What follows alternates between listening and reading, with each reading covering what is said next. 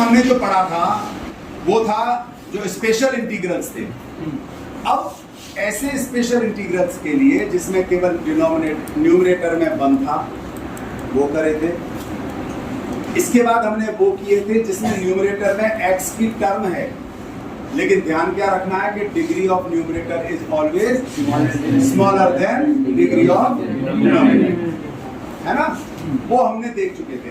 अभी अगर इस टाइप का कोई क्वेश्चन आ जाए जिसमें कुछ स्पेशलिटी हो, अब कुछ स्पेशलिटी का मतलब क्या है कि मान लो ये क्वेश्चन आ गया, और लिख देता हूं मैं कुछ question, 3x minus 2 upon x plus 1 का होल स्क्वायर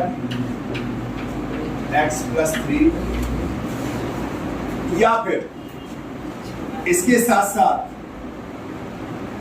आपके पास और क्वेश्चन आ गया, x square plus x plus 1 upon x plus 2। मुख्य रूप से ये 3 प्रकार के क्वेश्चन। मैं मुख्य रूप से क्यों कह रहा हूं? क्योंकि यहां पर दिखने में ये इस टाइप का है, लेकिन अगर हम इसको करेंगे तो ये वास्तव में इसके फैक्टर होकर के इस फॉर्म में ऐसे ही है ना। अब अगर इसे ना देखें, यहां देखें, तो डिनोमिनेटर में जो टर्म्स है वो फैक्टर फॉर्म में है। लीनियर फैक्टर है या क्वाड्रेटिक फैक्टर है? Linear factor. दूसरे में देखते हैं, लीनियर है या क्वाड्रेटिक है? बिल्कुल नहीं, लीनियर फैक्टर है। x plus 2 into x plus x plus 1 into x plus 1 into x plus 3, तो ये भी कैसे फैक्टर है? Linear factor. ध्यान करना, 3 फैक्टर हैं। तीसरे वाले में अगर देखें तो यहाँ एक लीनियर है। अगर यहाँ पर मान लो यहाँ प्लस की जगह होता माइनस, तब ये लीनियर हो जाता ना, और इसके भी 2 फैक्टर हो जाते, एक x प्लस 1 और एक x माइनस 1, यही होता। लेकिन आप बताओ, इसकी डिग्री तो सेम होती तो पहले डिवाइड करना पड़ता क्या? नहीं। नीचे की डिग्री कितनी है? 3 बेटा, मल्टीप्लाई करके चेक करोगे ना, एक्स स्क्वायर एक्स इंटू तो एक्स क्यूब आ जाएगा, ऊपर एक्स स्क्वायर ही है। इसका मतलब वो नॉर्म्स कंप्लीट हो रहा है कि न्यूमरेटर की डिग्री कम होनी चाहिए। लेकिन प्लस होने पर इसके फैक्टर हो सकते हैं क्या? नहीं हो सकते। तो ये क्वाड्रेटिक फैक्टर हो गया, ये लीनियर हो गया। यहां ये सब 3 फैक्टर है, यहां 2 फैक्टर है। यहां तक सबको ध्यान में आ गया? अब अगर हमें पुराने मेथड से करना है, तब तो मान लो इस तरह से क्वेश्चन दे रखा हो, आपको क्या करना है, इनको मल्टीप्लाई कर लो। मल्टीप्लाई करने पर ये आ जाएगा। भाई आपके पास तो क्वेश्चन ये है ना, तो इसको मल्टीप्लाई किया तो ये आ गया। ऐसा आने के बाद आप इसके कंप्लीटिंग ऑफ स्क्वायर करो, जैसा आप लोग करते ही आए। कंप्लीटिंग ऑफ स्क्वायर करके जैसा पहले करते रहे हो क्वेश्चन हो जाएगा। लेकिन आसान करने के लिए इस मेथड को हम कहते हैं पार्शियल फ्रैक्शन मेथड। इसमें 3 तरह के क्वेश्चन होते हैं, इसलिए अगर एक बार में समझ लोगे तो बहुत आसान हो जाएगा और आपको क्वेश्चन करना भी आसान होगा। पहला तरीका, अगर लीनियर फैक्टर जो नीचे हैं वो सब डिफरेंट फैक्टर, पहले वाले में सब डिफरेंट है, दूसरे वाले में भी सब डिफरेंट है, नहीं है। दूसरे वाले में 2 फैक्टर सेम है या नहीं? अगर इसके -1 होता तो यहाँ 2 फैक्टर और हो जाते, एक x प्लस 1 और एक, कितने फैक्टर होते? 3 डिफरेंट होते। ध्यान में आ गया? तो पहला टाइप कहलाता है डिनोमिनेटर में डिफरेंट लीनियर फैक्टर। पहला पार्ट ध्यान में आ गया? अगर डिफरेंट हैं तो आपको क्या करना, लेट करना है 1/1, इसलिए क्योंकि यहां पर ऊपर न्यूमरेटर में 1 है, न्यूमरेटर में क्या है भाई dx, तो इसके साथ इंटीग्रेशन का सिंबल है, तो 1 यही है ना। इस पूरे को लेट करेंगे a/x+3 + b/। अगर मान लो 3 होते तो प्लस c/3 फैक्टर। यहां तक किसी को डाउट? मान लो इस टाइप का क्वेश्चन है, तो यहां पर हम लेट करेंगे इस फंक्शन को, यानी 3x - 2 अपॉन x+1 का होल स्क्वायर। इसको लेट कैसे करेंगे? अब यहाँ दो तरह से कर सकते हैं। सबसे पहले आप पहले वाले लीनियर फैक्टर से शुरू कर सकते हैं जो x+3 अकेला है, आप चाहें तो इससे भी कर सकते हैं। लेकिन ध्यान क्या रखना है, मान लो यहां से शुरू करेंगे तो a/, पहले सिंगल a/, पहले एक फैक्टर प्लस b/होल स्क्वायर, ये है ना a/ सिंगल प्लस b/होल स्क्वायर। अगर क्यूब होता तो प्लस c/होल क्यूब। सबको ध्यान में आ गया? फिर एक फैक्टर और भी तो है, इसको क्या कर देंगे? यहां तक कुछ समझ में नहीं आया हो तो बोलो। सिंपल है, होल स्क्वायर है ना, a/ single power degree 1 plus b/डिग्री 2, अगर क्यूब है तो प्लस c/डिग्री 3। कोई दिक्कत ही नहीं है, समझ में आ गया सबको, है ना। तीसरे वाले में हमें लेट करना होता है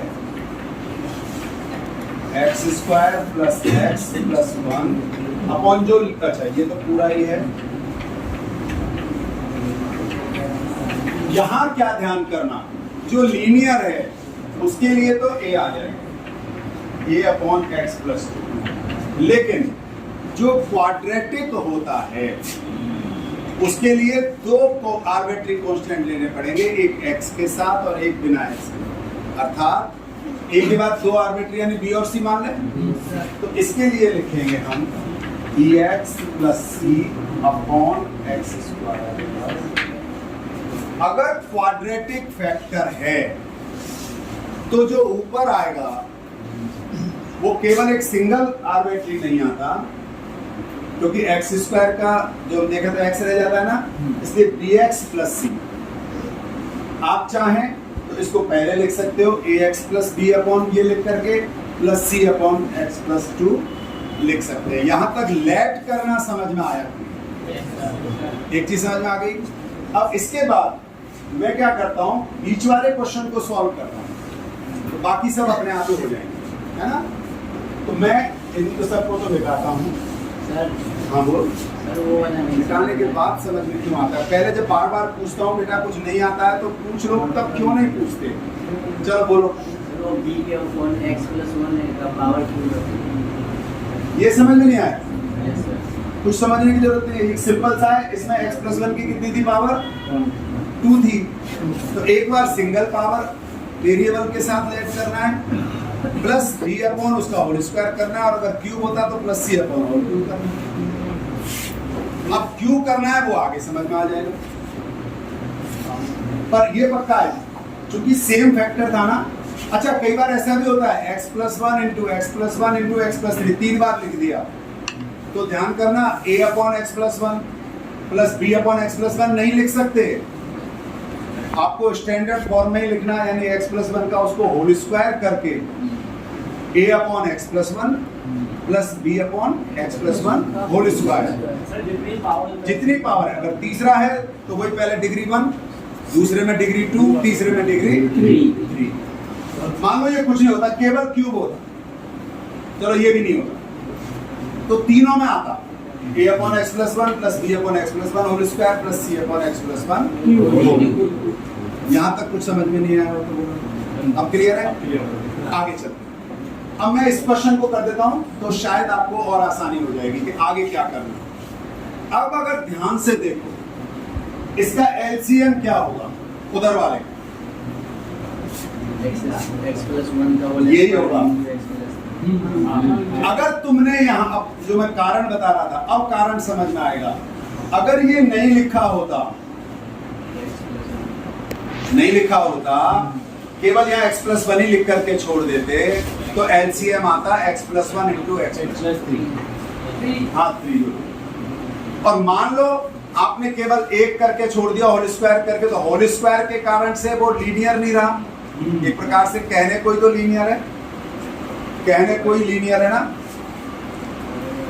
कहने कोई तो है, एक्चुअल में तो लीनियर नहीं है। जब एक्चुअल में लीनियर नहीं है तो इसका इंटीग्रेशन में फिर गड़बड़ होगी। बात समझ में आ गई? यहां तक कोई डाउट नहीं ना? तो अब आप के एक बात समझ में आई कि नहीं आई? इसका जो एलसीएम होगा वो ये होगा कि नहीं होगा? होगा। दोनों साइड बीच में इक्वल लग रहा है, तो जब इसका मतलब डिनोमिनेटर दोनों में डिनोमिनेटर। और सोच लेना, फिर बाद में फिर पूछोगे, अभी तो तुम्हारा ध्यान नहीं होता है और हम यहाँ जल्दी मिला जाते हैं। डिनोमिनेटर दोनों तरफ सेम है कि नहीं? कट जाएगा कि नहीं कटेगा डिनोमिनेटर? अगर मैं उधर एलसीएम लूं तो बात समझ में आ गई? यहाँ तक कोई डाउट नहीं ना? तो अब आप के एक बात समझ में आई कि नहीं आई? इसका जो एलसीएम होगा वो ये होगा कि नहीं होगा? होगा। दोनों साइड बीच में इक्वल लग रहा है, तो जब इसका मतलब डिनोमिनेटर दोनों में डिनोमिनेटर। और सोच लेना, फिर बाद में फिर पूछोगे, अभी तो तुम्हारा ध्यान नहीं होता है और हम यहाँ जल्दी मिला जाते हैं। डिनोमिनेटर दोनों तरफ सेम है कि नहीं? कट जाएगा कि नहीं कटेगा डिनोमिनेटर? अगर मैं उधर एलसीएम लूं तो अभी तो नहीं कटेगा, एलसीएम लेने पर कट जाएगा। अंडरस्टूड मान लेना कि आपने एलसीएम ले लिया, क्योंकि अब आप 12th में हो, कोई 10th क्लास में नहीं हो, 9th में नहीं हो। मान सकते हो एलसीएम? हमने एलसीएम पहले यहाँ लिख लेता हूँ।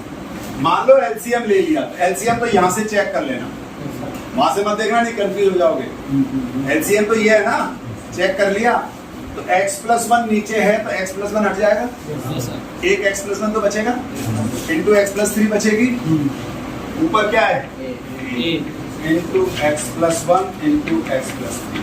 बताओ यहाँ तक क्लियर है कि नहीं? प्लस नीचे x प्लस 1 का होल स्क्वायर हट गया, क्या बचा? b into c into x plus 1 का होल स्क्वायर। यहां तक कुछ समझ में नहीं आया हो तो बोलो। उधर का हो गया। अब इसका जो एलसीएम होगा वो तो इसकी इक्वल है ना, हट गए तो न्यूमरेटर तो बचेगा। क्या है न्यूमरेटर? 3x-2। यहां तक कोई चीज समझ में नहीं आई। सबसे आसान तरीका बता रहा हूं मैं, अगर आपने इसको फॉलो किया तो बहुत मजा आने वाला है इस तरह क्वेश्चनों में। और ये क्वेश्चन 4 नंबर का कम से कम आता है, 5 का 3 5 जो भी है। हाँ लिया है ना, ले तो लिया, काट दिया साथ साथ, मैंने एक स्टेप खत्म कर दिया। एज्यूम नहीं किया, ले लिया। सुनो, एज्यूम नहीं किया, एक स्टेप मिस किया है। ये मान करके कि मैंने एलसीएम भी ले लिया और यहाँ से काट दिया, तो एलसीएम लेकर के जो न्यूमरेटर है वो ये आया और ये कट गया। तो फाइनली हमारे पास 3x प्लस 2 इधर से बचा, उधर से ये बचा। कोई भी हमने एजम्पशन नहीं किया है, यहाँ पर कैलकुलेशन की है। क्या किया है? और एक स्टेप मिस किया। चूंकि 12th में हो, इतना करना चाहिए। आगे चलें। अब फिर से 2 तरीके आपको मिलेंगे, बुक में कुछ और भी मिल सकता है। मैं जिस तरह से पसंद करता हूं मैं आपको वो बता रहा हूं। अब हमें a b c की वैल्यू निकालनी। सबसे आसान तरीका क्या है? a के साथ 1 x प्लस 1 और x प्लस 3 है ना। जरा ध्यान से देखना, यदि x इक्वल टू -1 हो, यदि x इक्वल टू a 0 होगा कि नहीं होगा? मान लो a की जगह -1 रखें या -3 रखें, तो फिलहाल मैंने -1 सामने दिख रहा था। a 0 होगा कि नहीं होगा? ये भी 0 हो जाएगा भाई। 1 - 1 का होल स्क्वायर 0, a और c खत्म, बचेगा क्या? इधर -1 रखो, क्या होगा? ये -5 हो जाएगा। इधर -3 रखा ना, -5 हो गया। ऐसे आगे -5 हो गया ना, पक्का? इक्वल टू ये तो 0, ये भी 0, क्या बचेगा? 2b क्यों नहीं कह रहे? x कहां से आ गया? एक्स की वैल्यू कितना रख रहे हो? तो क्या बचा? पता नहीं कहाँ भटक रहे हो, क्यों भटकते हो भाई? आया कि नहीं आया? yes, और अगर ये आ गया तो बी की वैल्यू पता हुई कि नहीं हुई? yes, यहाँ तक कोई दिक्कत? क्या लेट करूं कि अगला मेरा जल्दी वैल्यू मालूम हो जाए? -3 रखूं, x इक्वल टू -3 कॉमा। तो अब कौन कौन सा जीरो हो जाएगा? पहला और दूसरा हो जाएगा, केवल सी बचेगा। रखो -3 रखा तो -9 -2 -11 और कौन सा, ये दो गए ना। माइनस कितना रखा है? 3, तो -2 का होल स्क्वायर प्लस में 4।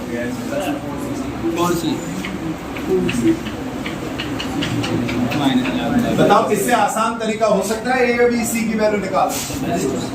इससे आसान तरीका नहीं है। लेकिन अब सी की वैल्यू निकालने के लिए क्या जिसमें ए और बी हट जाएं? अब इसके लिए चूंकि ये होल स्क्वायर था, अगर ये तीनों डिफरेंट होते तो डिफरेंट रख लेते। क्या रखना ज्यादा आसान है? 0। बहुत बढ़िया बताया, सबसे आसान है x इक्वल टू 0 रख दो। अगर x इक्वल टू 0 रखा तो यहां से बचेगा -2। 0 रखते ही ये क्या बचा? 0 रखा तो a, x 0 रखा तो a का मतलब, अच्छा ए तो है ही नहीं ना, केवल ए बचा। सर ए के साथ उधर 3 भी है ना, 3a हाँ इंटू हो रहा है ना। यस कितना आ गया? 3a। x 0 रखा यस तो 1 और 3 को इंटू किया तो 3a हो गया। यस बिल्कुल ठीक है। प्लस b की वैल्यू, अच्छा यहाँ 0 रखा है तो 3 बचेगा। b कितना है? 3 तो -15/2 आएगा क्या? बोलो पक्का। c की वैल्यू कितनी है? -11/4। यहाँ तो 0 रखा है, इसमें सारा हट गया, 1 बचा, मतलब 1 तो है, क्या बचेंगे? -11। यहाँ का कोई दिक्कत है क्या? अब सच बताओ, ए बी सी की वैल्यू मालूम आराम से हुई या नहीं हुई? हो गई। जब ए बी सी की वैल्यू मालूम हो जाए, अब कितना आसान क्वेश्चन हो जाएगा, मैं आपको वो बता देता हूं। इसके बाद का कि जब हमें ए बी सी मालूम हो गई, अब हमें क्या करना? यहां पुट करना है, तो हमें करना है आई इक्वल। क्वेश्चन में हम सबसे पहले लिख चुके होंगे आई इक्वल। ठीक हो गया? आई इक्वल टू, ये हमने ये लेट किया था ना, ये पूरा क्वेश्चन ही है कि नहीं?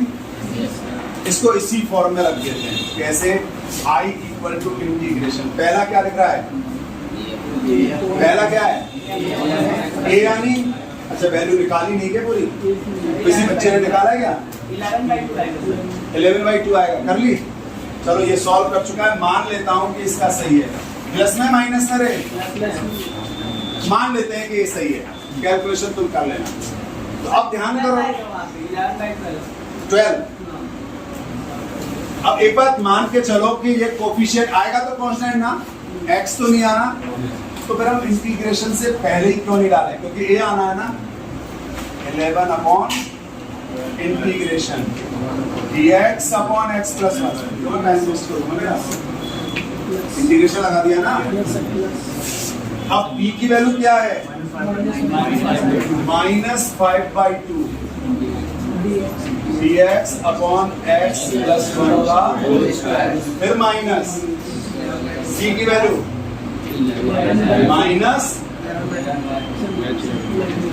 -11/4 इंटीग्रेशन dx अपॉन x। बोलो यहाँ तक क्लियर हुआ कि नहीं? जो कोफिशिएंट थे वो बाहर निकाल दिया, क्यों अननेसेसरी टाइम वेस्ट करना। अब जरा ध्यान से देखो, 11/12 इंटीग्रेशन log x प्लस, आपको दिमाग ही नहीं लगाना, लीनियर है, तो क्या हो जाएगा? log, यहाँ log x प्लस 1 का होल स्क्वायर आ जाएगा।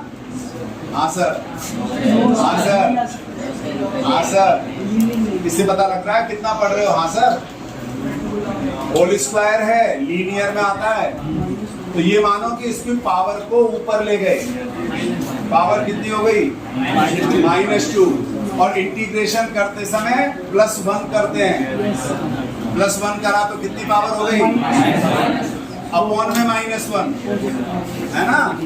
तो जब इसका इंटीग्रेशन करोगे तो -5/2 तो है ही, इसका आ जाएगा x + 1 की पावर -1 अपॉन -1 अपॉन, वो अलग बात है कि तुम माइनस के कारण यहाँ प्लस हो जाएगा और पावर -1 होने के कारण 1/x + 1 ध्यान में आया कि नहीं, जल्दबाजी नहीं करना। तीसरा -11/4